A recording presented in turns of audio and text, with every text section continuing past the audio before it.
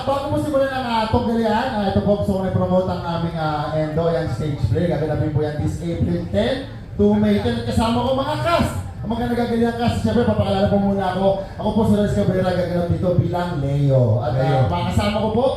Ako po si Rez Robinson, gaganap bilang Tanya. Ako naman po si Kate Alejandrino Juan, gaganap naman po bilang Candy. Ako naman po si Noel Pollack bilang bahagi ng ensemble. At ako naman po si Denmark Brisas bilang bahagi din po ng ensemble. Alam mo Kuya Kim, mga pansin ko sa kanila, ang ganda ng boses nila. Para silang mga radio announcer. Salamat. Pwede po, training kasi ng teatro talaga pinoproject ang boses. Buo yung boses nila. Pero yung Endo, tungkol saan ba yung Endo na yan? Yes, tungkol po ito sa, kumbaga the word itself, Endo. End of contract. So ang tanong namin sa play namin na to is kung may endo nga ba ang pag-ibig.